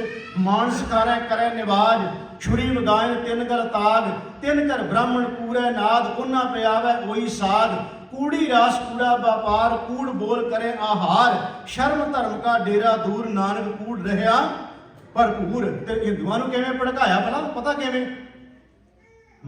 ਉਹਨਾਂ ਨੇ ਭੜਕਾਇਆ ਕਿ ਇਹ ਆਸਾ ਦੀ ਵਾਰ ਦੇ ਸ਼ਬਦ ਸਨ ਕਿ ਮਾਨਸ ਕਰੇ ਨਿਵਾਸ, ਛੁਰੀ ਵਗਾਏ ਤਿੰਨ ਗਲ ਤਾਗ, ਤਿੰਨ ਘਰ ਬ੍ਰਾਹਮਣ ਪੂਰੇ ਨਾਦ, ਉਹਨਾਂ ਪਿਆਵੈ ਉਹੀ ਸਾਧ, ਕੂੜੀ ਰਾਸ ਕੂੜਾ ਵਪਾਰ, ਕੂੜ ਬੋਲ ਕਰੇ ਆਹਾਰ, ਸ਼ਰਮ ਧਰਮ ਕਾ ਡੇਰਾ ਦੂਰ, ਨਾਨਕ ਕੂੜ ਰਿਹਾ ਭਰਪੂਰ। ਮੱਥੇ ਟਿੱਕਾ, ਇਹ ਹਿੰਦੂਆਂ ਨੂੰ ਭੜਕਾਇਆ। ਮੱਥੇ ਟਿੱਕਾ ਤੇੜ ਧੋਤੀ ਕਖਾਈ, ਹੱਥ ਛੁਰੀ ਜਗਤ ਕਸਾਈ, ਨੀਲ ਬਸਤਰ ਪਹਿਰ ਹੋਵੇ ਪ੍ਰਵਾਨ ਮਲੇਸ਼ ਧਾਨ ਲੈ, ਪੂਜੇ ਪ੍ਰਾਣ ਅਭਾਖਿਆ ਪੁੱਠਾ ਬੱਕਰਾ ਖਾਣਾ, ਚੌਕੇ ਉੱਪਰ ਕਿਸੇ ਨਾ ਜਾਣਾ, ਦੇ ਕੇ ਚੌਕਾ ਕੱਢੀ ਕਾਰ ਉੱਪਰ ਆਏ ਬੈਠੇ, ਕੁੜਿਆਰ ਮੱਧ ਪਿੱਟੈ ਵੇ ਮੱਧ ਪਿੱਟੇ, ਇਹ ਅੰਨ ਸਾਡਾ ਫਿੱਟੈ, ਤਨ ਫਿੱਟੈ ਫੇੜ ਗ੍ਰੇਣ ਮਨ ਝੂਠੈ, ਚੁੱਲੀ ਭਰੇਣ। ਉਹਨਾਂ ਨੂੰ ਜਾ ਕੇ ਕਹਿੰਦੇ ਤੁਹਾਨੂੰ ਪਤਾ ਵੀ ਉਹ 'ਚ ਕੀ ਲਿਖਿਆ? ਆਹ ਕੁਝ ਲਿਖਿਆ ਜਿਹਦੇ ਵਿੱਚ ਭੜਕਾਇਆ ਉਹਨਾਂ ਨੂੰ। ਉਹ ਵੀ ਗੁਰੂ ਸਾਹਿਬ ਦੇ ਵਿਰੁੱਧ ਹੋ ਗਏ।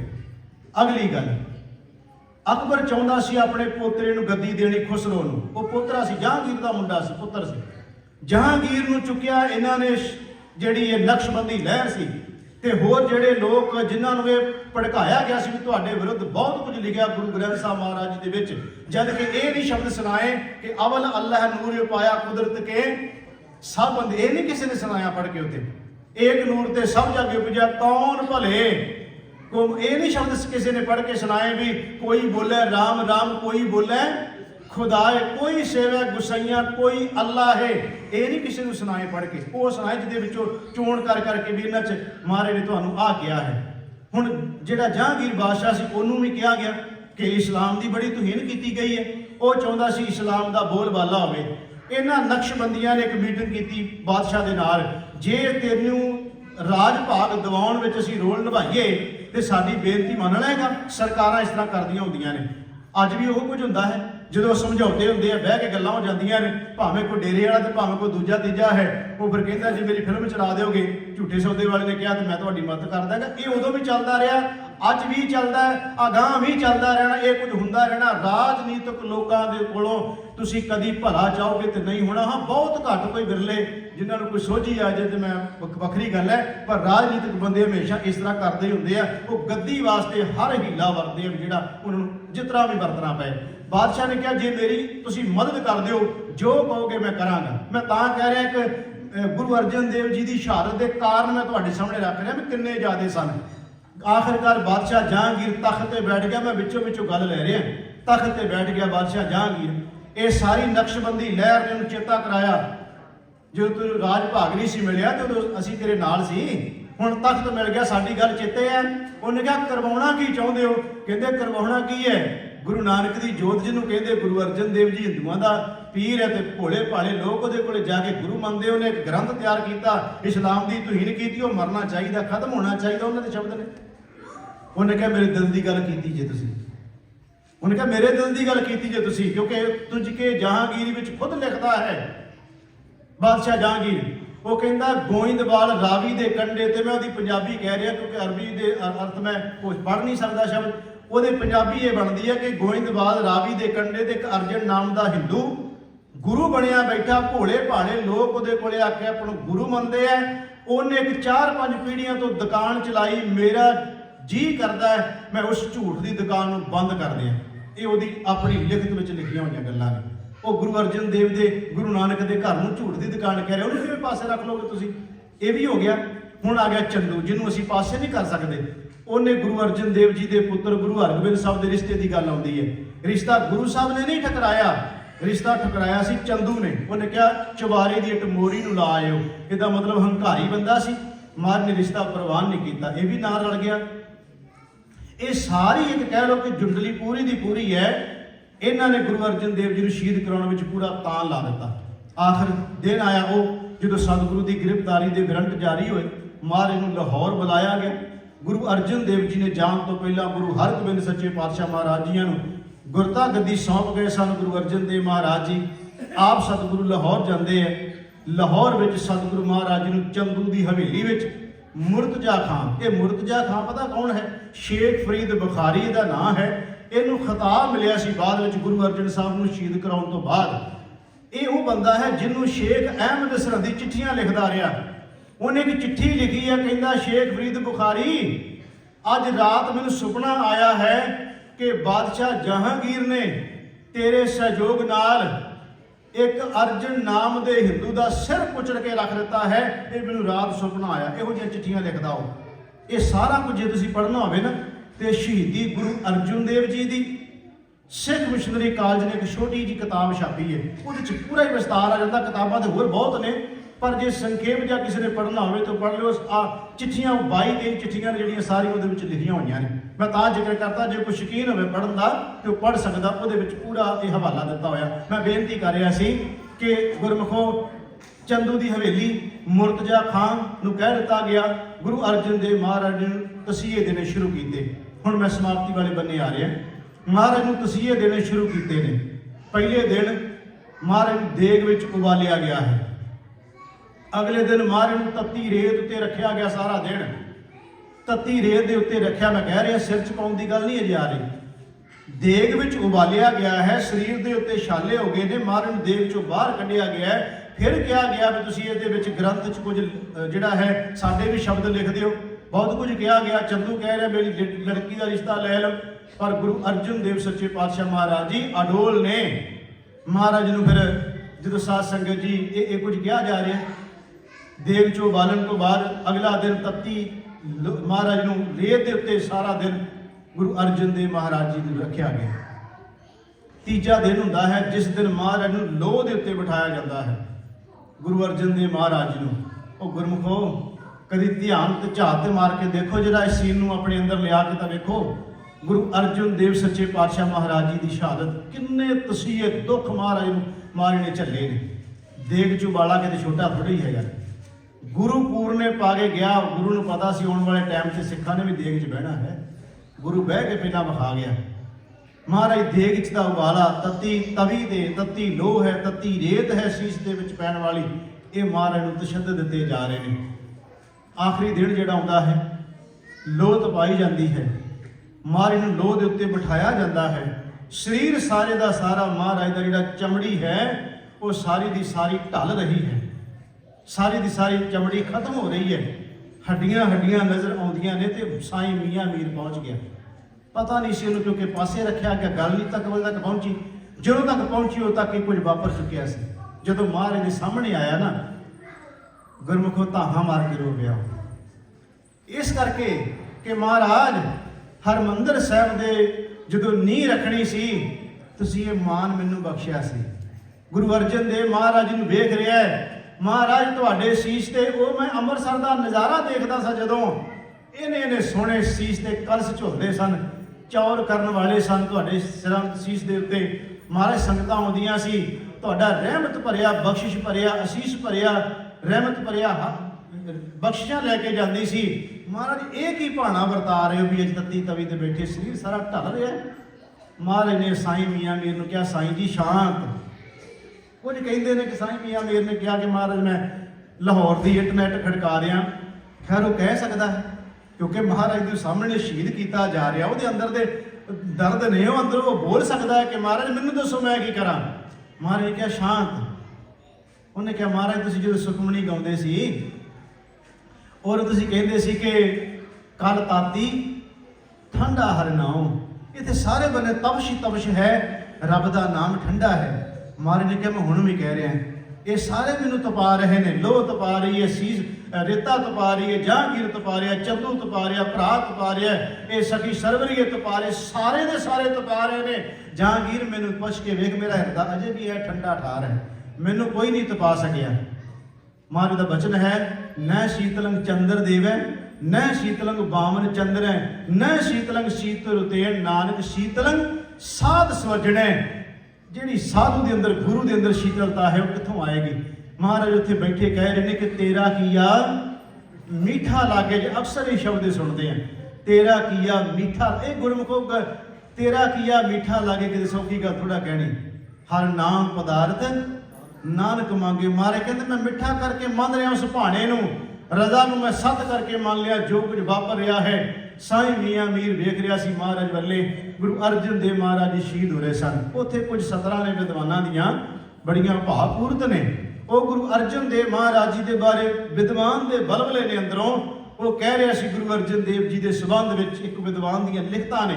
ਉਹ ਗੁਰੂ ਅਰਜਨ ਦੇਵ ਜੀ ਦੇ ਬਾਰੇ ਉਹ ਕਹਿ ਲੋ ਜਿਵੇਂ ਸਾਹਮਣੇ ਸੀਨ ਲਿਆ ਕੇ ਕਹਿ ਰਿਹਾ ਹੋਵੇ ਕਿ ਜਿਸ ਸੀਸ ਤੇ ਕਦੇ ਸੀ ਕਲਸ਼ ਝੁਲਦੇ, ਗਰਮ ਬਾਲੂ ਦੇ ਕੜਛੇ ਪਵਾ ਰਿਹਾ ਸੀ। ਬਾਲੂ ਕਹਿੰਦੇ ਰੇਤ ਨੂੰ। ਜੇ ਸੀਸ ਤੇ ਕਦੇ ਸੀ ਕਲਸ਼ ਝੁਲਦੇ, ਗਰਮ ਬਾਲੂ ਦੇ ਰੇਤ ਪਵਾ ਰਿਹਾ ਸੀ। ਕਈ ਪੈਰ ਅੰਗਿਆਰਾਂ ਦੀ ਸੇਜ ਬਹਿ ਕੇ ਸ਼ਾਂਤ ਮਈ ਦੇ ਪੂਰਨੇ ਪਾ ਰਿਹਾ ਸੀ। ਖਾ ਕੇ ਦੇਗ ਦੇ ਵਿੱਚ ਉਬਾਲਿਆਂ ਨੂੰ ਸਤਨਾਮ ਵਾਹਿਗੁਰੂ ਗਾ ਰਿਹਾ ਸੀ। ਸੀਨਾ ਜਗਦਾ ਤਪਦਾ ਠਾਰਨੇ ਲਈ ਤਨ ਆਪਣਾ ਸਾੜ ਵਿਖਾ ਰਿਹਾ ਸੀ। ਕਹਿਣਾ ਸੌਖਾ ਤੇ ਸੁਣਨਾ ਵੀ ਬਹੁਤ ਸੌਖਾ। ਔਖੀ ਗੱਲ ਹੈ ਅਮਲ ਕਮਾਉਣ ਵਾਲੀ। ਉਹ ਤਾਂ ਮੂਰਤੀ ਉਸ ਰੱਬ ਦੀ ਸੀ, ਤੱਤੀ ਤਵੀ ਤੇ ਸੁਖਮਣੀ ਗਾਉਣ ਵਾਲੀ। ਮਹਾਰਾਜ ਦੇ ਬਾਰੇ ਕਹਿ ਰਿਹਾ ਕਿ ਉਹ ਤੇ ਰੱਬ ਦੀ ਜੋਤ ਹੈ ਨਾ, ਪਰਮੇਸ਼ਰ ਦੀ। ਤੱਤੀ ਤਵੀ ਤੇ ਵੀ ਉਹਦੇ ਭਾਣੇ ਨੂੰ ਸੱਤ ਕਰਕੇ ਮੰਨਿਆ ਜਾ ਰਿਹਾ ਹੈ। ਉਹ ਫਿਰ ਵਿਦਵਾਨ ਦੀਆਂ ਸਤਰਾਂ ਨੇ। ਉਹ ਕਹਿੰਦਾ ਗੁਰੂ ਅਰਜਨ ਦੇਵ ਮਹਾਰਾਜ ਜੀ ਜਿਵੇਂ ਸਾਈਂ ਮੀਆਂ ਮੀਰ ਨੂੰ ਕਹਿ ਰਹੇ ਹੋਣ ਤੱਤੀ ਤਵੀ ਦੇ ਬੈਠੇ ਉੱਤੇ ਕਿ ਸਾਈਂ ਮੀਆਂ ਮੀਰ ਇਹ ਮੇਰੀ ਜ਼ੁਬਾਨ ਬੰਦ ਕਰਨਾ ਚਾਹੁੰਦੇ ਐ। ਯਾਦ ਰੱਖੀ ਮੇਰੀ ਜ਼ੁਬਾਨ ਇਹ ਬਾਹਰੀ ਤੌਰ ਤੇ ਮੇਰੇ ਸਰੀਰ ਨੂੰ ਮਟਾ ਕੇ ਕਹਿਣਗੇ ਬੰਦ ਹੋ ਜਾਏਗੀ, ਪਰ ਇਸ ਆਵਾਜ਼ ਨੂੰ ਦੁਨੀਆ ਦੀ ਤਾਕਤ ਨਹੀਂ ਬੰਦ ਕਰ ਸਕੇਗੀ। ਮਹਾਰਾਜ ਨੇ ਕਿਹਾ ਜੋ ਮੈਂ ਬੂਟਾ ਲਾ ਕੇ ਚੱਲਿਆ, ਰਹਿੰਦੀ ਦੁਨੀਆ ਤੱਕ ਇਸ ਬੂਟੇ ਨੂੰ ਕੋਈ ਮਰਝਾਏਗਾ ਨਹੀਂ। ਇਹ ਬੂਟੇ ਉੱਤੇ ਕਦੀ ਪੱਤ ਝੜ ਨਹੀਂ ਆਵੇਗੀ, ਕਦੀ ਸੁੱਕੇਗਾ ਨਹੀਂ। ਉਹ ਵਿਦਵਾਨ ਦੀਆਂ ਸਤਰਾਂ ਨੇ ਜਿਵੇਂ ਗੁਰੂ ਅਰਜਨ ਦੇਵ ਦੇ ਅੰਦਰ ਦੀ ਗੱਲ ਨੂੰ ਸਾਈਂ ਮੀਆਂ ਮੀਰ ਨਾਲ ਸਾਂਝੀ ਕਰਾ ਰਿਹਾ ਹੋਵੇ। ਥੋੜੇ ਦਿਨਾਂ ਅੰਦਰ ਫੁੱਲ ਇਸ ਦੇ ਖਿਲਰ ਜਾਣਗੇ। ਇਉਂ ਸੰਸਾਰ ਅੰਦਰ कोई चांदनी चौक नूं भाग लासी चढ़ के देश दे दर्द प्यार अंदर। मैं कुठू चमकौर दी जू सारी टुटे जदों तो रुत बहारे अंदर। अध खिड़े दो तोड़ के टाणियां तो चिण देवेगा कोई दीवार अंदर। बनी रहेगी सदा बहार इसते लागे खिजा ने इसते टुकड़ा नहीं। लगी औड़ ते इन्हें सुकड़ा नहीं क्योंकि खून शहीदां दा मुकना नहीं। इउं जिवें महाराज कह रहे होण। आखिर सतगुरु गुरु अर्जन देव सच्चे पातशाह दा सारे दा सारा शरीर ढल गया। गुरमुखो हड्डियां दी मुठ रह गई। उस शरीर नूं कुछ अद्धा सड़िया जिहड़ा सी रावी दे विच रोड़ दिता गया। सतगुरु जी की शहादत गुरमुखो सन 1606 मई का महीना है। जून में भी असीं कई बार कहने 30 मई का जिहड़ा दिन मन्निया जाता है। वैसे 2 हाड़ की गल आउंदी है, जे देसी तौर पर मन्नीए तो वो तरीका अगे पिछे हो जांदियां ने। जिवें हुण 23 तरीक नूं लंघ के गया, अज मना रहे हैं। सतगुरु गुरु अर्जन देव महाराज जी की शहादत सन 1606 में हो जाती है। गुरु हरगोबिंद सच्चे पातशाह महाराज जी गुरगद्दी ते बैठते हैं। फिर महाराज 2 तलवारां पहनते हैं गुरु हरगोबिंद सच्चे पातशाह महाराज जी। फिर जिहड़ा शांतमई नाल काम नहीं होया, फिर 2 तलवारां पहन के महाराज ने उस जुल्म राज दे नाल टक्कर लई। 4 जंगां गुरु हरगोबिंद सच्चे पातशाह महाराज जी ने लड़ियां ते 4 में जित प्राप्त की। सतगुरु गुरु अर्जन देव महाराज जी का शहीदी दिहाड़ा असी भावना सहित सारिਆਂ ने मनाउण दा यतन किया है। शहीदी दिहाड़े मनाउण दा भाव कि सतगुरु गुरु अर्जन देव जी के बोल, उन्हां दे वचन, उन्हां दी बाणी जिहड़ी है ये अंदर नूं ठंड पाउण वाली। उस बाणी नाल प्रेम करिए, प्यार करिए, उस बाणी नूं अपने हिरदे विच थां दईए। बाणी नूं थां देनी गुरु अर्जन देव जी नूं अंदर थां देनी है, क्योंकि गुरु का हिरदा गुरु की बाणी है। इस वेले आत्मा ग्रंथ विच, शरीर पंथ विच है। जिस गुरु अर्जन देव जी के ये बोल ने कि हमारी प्यारी अमृत धारी गुर निमख न मन ते टारी रे।